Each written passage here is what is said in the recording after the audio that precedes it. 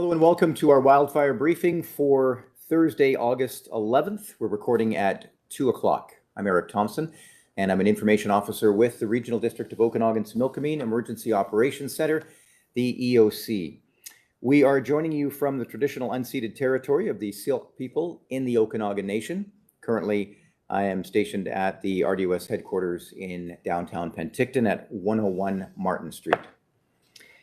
In just a few moments, we will hear from BC Wildfire Service. We'll get an update on the Keremeos Creek wildfire. We also have a number of other participants who are taking part in this meeting. I see on the line right now, we have Chief Keith Crow from LSIB, Lower Similkameen Band. We have members of the media as well. And from BC Wildfire Service, Carly DeRosier, she'll join us in just a moment.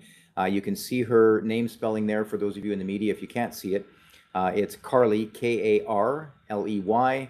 DeRosier is D-E-S-R-O-S-I-E-R-S.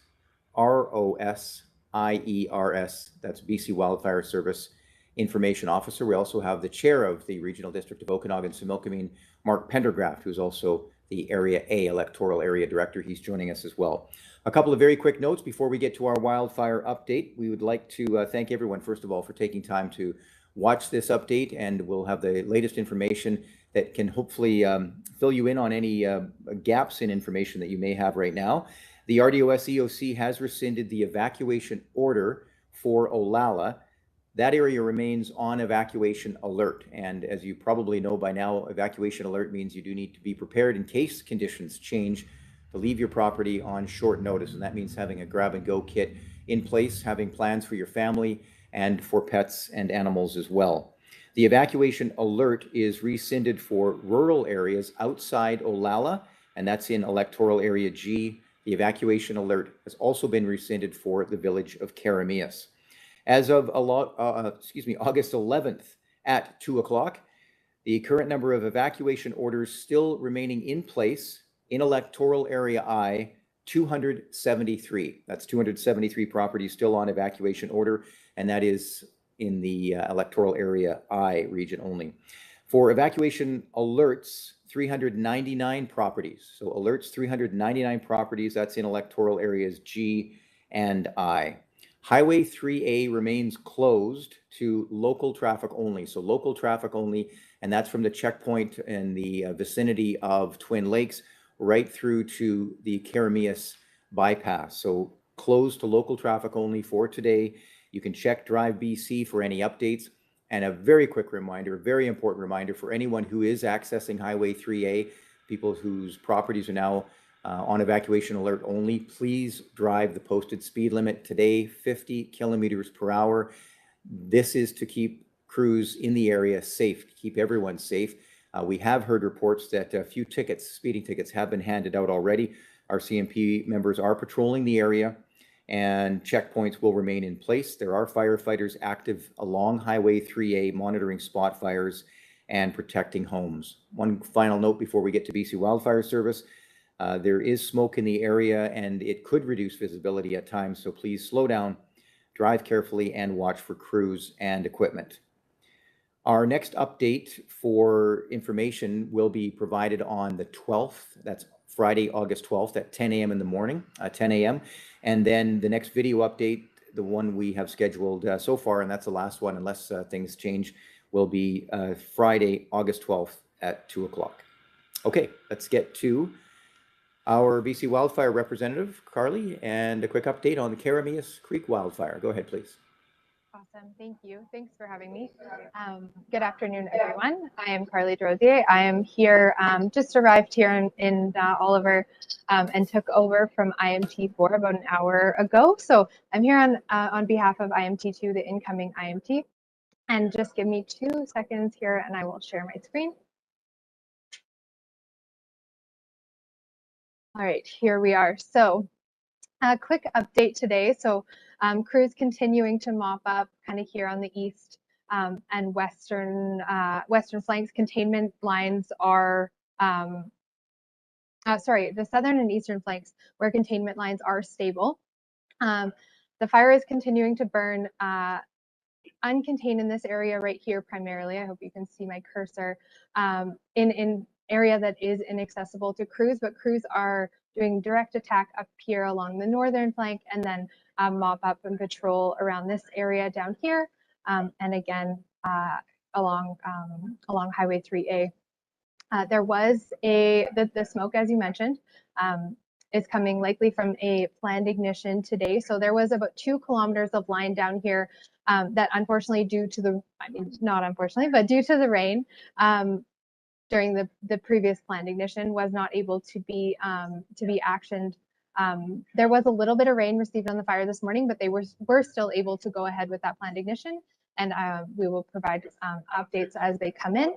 But last I heard, that was going very well.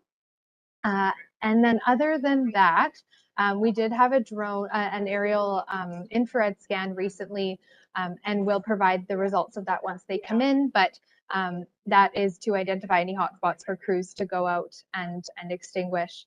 A couple other things to mention, as I'm sure many of you are aware, there is lightning and thunder in the forecast, possibly bringing gusty winds. So we could see some wind gusts if that storm comes through this area specifically, but also temperatures are increasing, which is kind of more challenging to crews.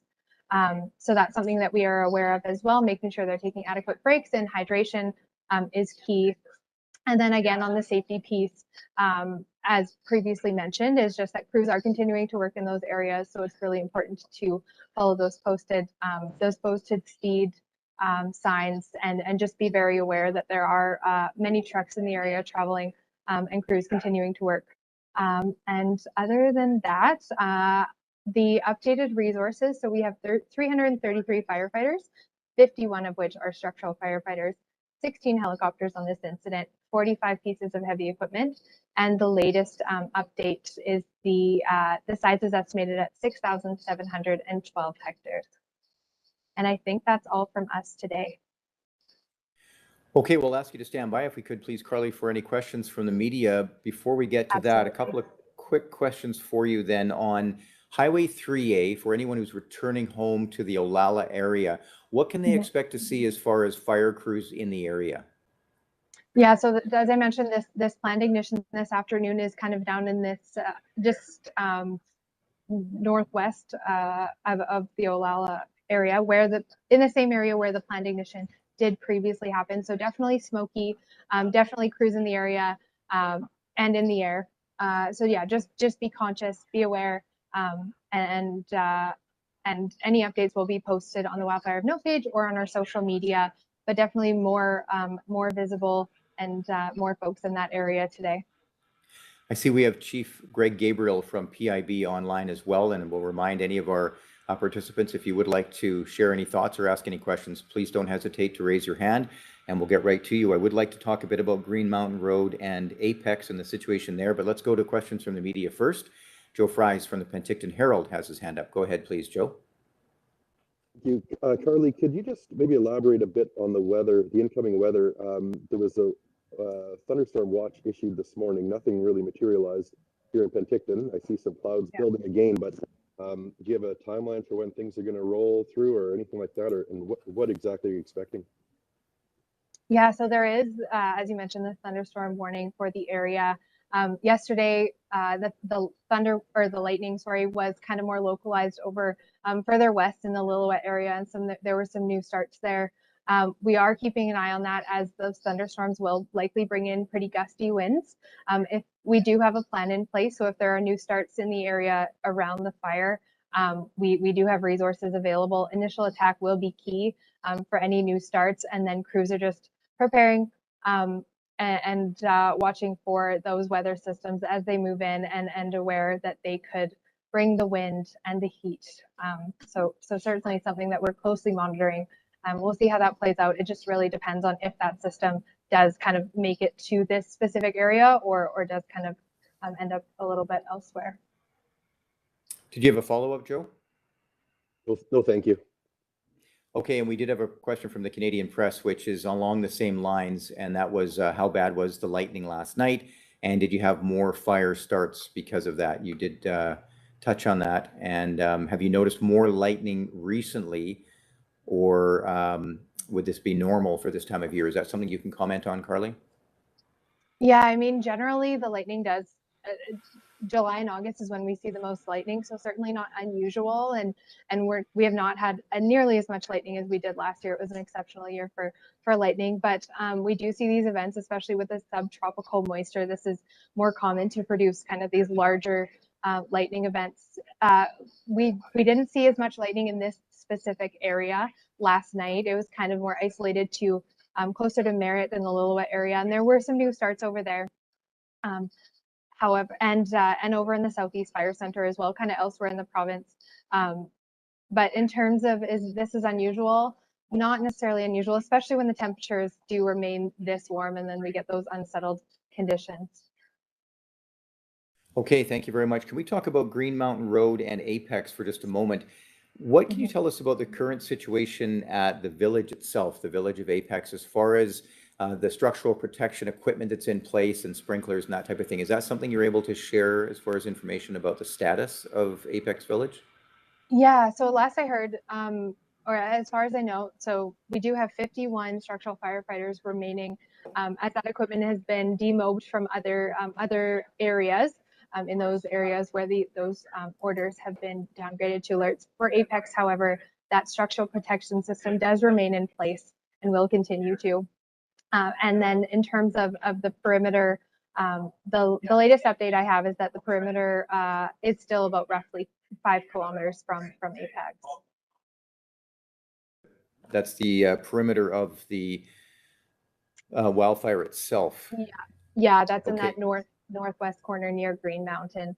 That Yeah. is kind of in that area where it is uncontained just due to the inaccessibility and the steep terrain in there. But just north of that, crews are doing direct attack, and then just south of that near Dividend Mountain, south of Dividend Mountain, we have the heavy equipment building, that machine guard. So good containment in process, but still that small area where the fire does remain uncontained. So with equipment still in place at Apex, the concern is that you have these large hoses that are on the roadways and there are sprinklers on the buildings.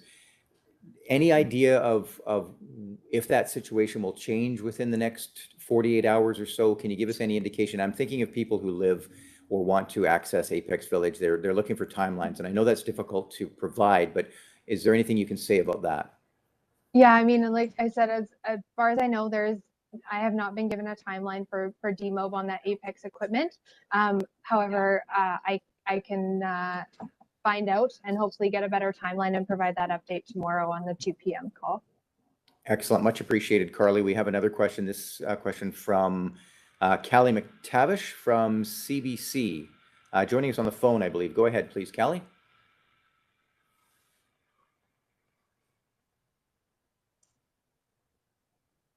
Just waiting to hear from Callie. I see Callie's microphone is currently locked or muted. So looks like we have Callie. Callie, did you have a question for Carly? Not at this time. We'll stand by and wait to hear from Callie. Sure. Are you there?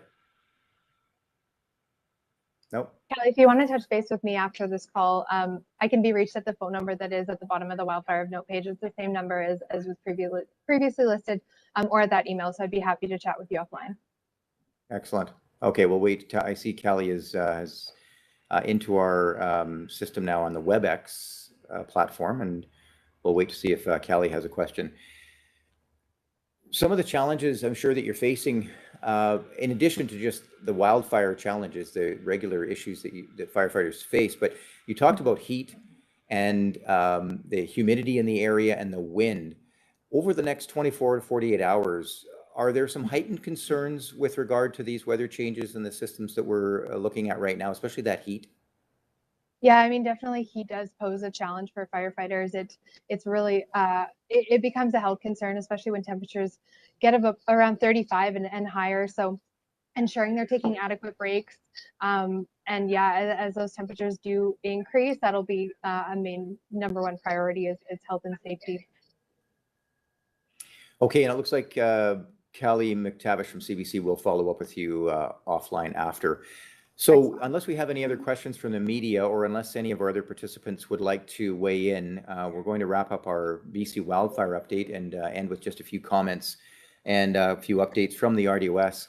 I'll just give everyone a chance to raise their hand if there is an issue. Carly, then before you head off, can you just give us a quick update? You've just transitioned into this wildfire. What is the situation as far as where you're from and how that has worked? Because you've got I believe it's a crew turnover. Yeah, so we did have IMT 4 is heading out, and I'm here with IMT 2. So we have a full day kind of transition, and I am based out of Kamloops at the PWCC there. So kind of close by, but happy to be here with the crew. So there's myself and 3 other information officers that have, I see Callie's question here as well. So I can go ahead and answer that, but go ahead. I'll just reiterate that for those watching who can't see the chat. Carly's asking if you can, if you have any concerns for lightning strikes going forward. Yeah, I mean that forecasted weather system is anticipated for today and into tomorrow. So something that that we do expect new starts, not just here in this area, but across the province. We have over 500 resources on standby to be prepared for that. And yeah, as I mentioned, initial attack is the #1 priority. So getting those fires out quickly. Reporting is huge, so that is one of our major resources when it comes to new starts is the public reporting these fires. So if you do see smoke, anything that looks like a wildfire, we do ask that you report that to 1-800-663-5555 or star 5555 on a cell phone. But as I mentioned, we are prepared for more starts in those areas that do receive the lightning.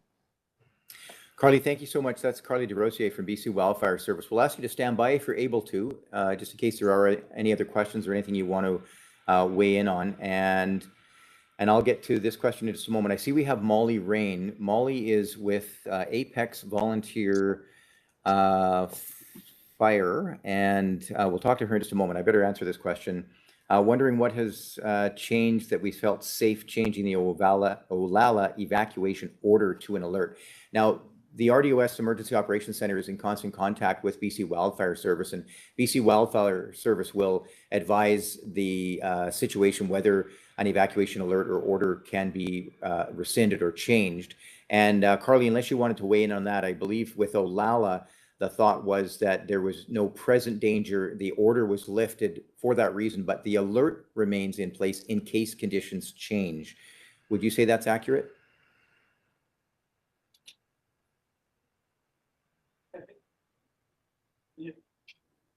Carly may have stepped aside for a moment, but that's basically, to the best of my knowledge, that's how this works, is that if there is no present immediate danger to the area, you can lift the evacuation order. But also crews and equipment were in that area in Olalla doing work on spot fires and that type of thing. So when that equipment moves out, you can bring people back in, and sometimes it isn't safe to have people in the area.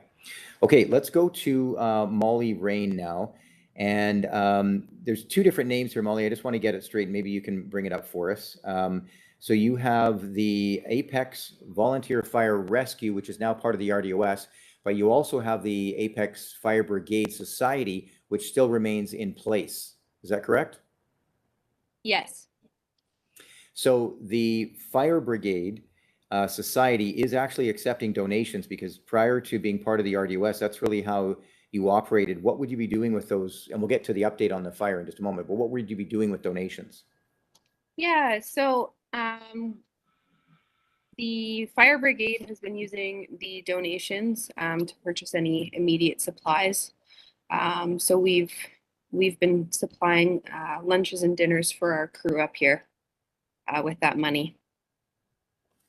Okay. And then the new organization is Apex Volunteer Fire Rescue. Is that correct? Yes. And still working on getting a new location and basically making everything official. Yeah, so we have some land secured. It's just a little bit of a long process to go through, but we're working on it, and hopefully we'll have a fire hall soon. Okay. So you're up at Apex Village. Can you give us an idea of what you're seeing as far as equipment in place and what's taking place right now as far as crews on location? Yeah, so all of the SBU units are up here right now. All of the sprinkler systems are still in place. We have an engine up here, a few tenders, and some structure protection crews as well. SPU, the structural protection units. So you've downsized, is it considerably in the past few days, the number of crews on location? Not considerably. Most of the crews that were up here are still actually on the same fire. They're just down on Green Mountain Road. So what can you say then to any residents or property owners, people who want to access Apex? It's going to be at least a few days for sure, but is that your call as the local fire service, or is it BC Wildfire call? And sorry to put you on the That spot. would be a call from BC Wildfire. Okay, so what we'll do then is we'll keep in touch. The RDOS is in regular communication with BC Wildfire Service. If anything changes at Apex, you'll certainly know about it. And you can check BCWildfire.ca for information on the wildfire itself. And then, of course, for any changes to evacuation alerts or orders, it's emergency.rdos.bc.ca. Anything else you want to mention, Molly, from Apex Village? Not at this time. Okay, well, thank you very much for joining us. We do appreciate it. And please pass along best wishes to everyone who has been hunkering down at Apex Village for quite some time now, and all the work that's being done to protect those homes and properties there. Thank you. It's Molly Rain. She is with Apex Volunteer Fire Rescue, and she joined us from Apex Village. And we heard earlier from Carly DeRosier from BC Wildfire Service. It doesn't look like we have any other questions or comments from any of the other participants. So I'm just going to share a couple of quick items, and then we'll wrap it up for this briefing for Friday, August 11th. When an evacuation order is rescinded, if things change, if the situation improves, plans are in place to initiate a planned reentry. And this allows time for the safe coordination and reentry process and ensure a safe return for everyone, including the safety of the crews in place. For garbage collection, if you're now into Olalla, where the evacuation order has been lifted, Waste Connections Canada will be collecting extra materials as needed. They'll be back in the area. And there is a welcome package that's available. That welcome package is available as a PDF document. It's on the Emergency Operations Center website if you'd like to take a look at it. There's a lot of information in that welcome back package, including details on getting rid of any burnt materials. Here's another important note. This can be a challenging time for people who are on evacuation order or alert, and just people in general. There is a phone number you can call for disaster psychosocial services programs. And I'll give you that number now, 1-888-686-3022. That's 1-888-686-3022. That's for disaster psychosocial services programs. And emergency support services for August 11th. The Village of Keremeos ESS Reception Center at Victory Hall is now scheduled to be closed as of 2 o'clock. If you'd like more information about emergency support services, the number to call is 250-486-1890, 486-1890. And the City of Penticton's ESS Reception Center is located at Princess Margaret Secondary. That's at 120 Green Avenue. It's scheduled to close on the 11th of August at 5 p.m. If you'd like details, if you'd like to reach the Emergency Support Services Reception Center, the number is 250-328-8749. That's 328-8749. A couple of quick thank yous, and then we'll wrap it up. We'd like to thank all the firefighters, of course, and this is, I'm thanking on behalf of everyone involved, because I know everybody would like to pass along their best wishes to BC Wildfire Service. Difficult conditions to be fighting a fire, to say the least, with the heat and the terrain and what goes along with a wildfire. And of course, all the local and visiting fire departments from far and wide. Those local teams are working in conjunction with so many other people who are here to help. RCMP, BC Emergency Health Services, all first responders, Emergency Management BC and Health Emergency Management Services, Interior Health, and also emergency support services. So many volunteers in this region who are taking time out of their day to help those in need. And Alert, Animal Lifeline Emergency Response Team, helping animals in the area, and the security personnel and everyone else who's providing support. Our next update on the website will be Friday, August 12th at 10 a.m. Our next video update is scheduled for August 12th at 2 p.m. Last look to see if we have any comments and questions. We don't. Thank you so much for joining us. Stay safe.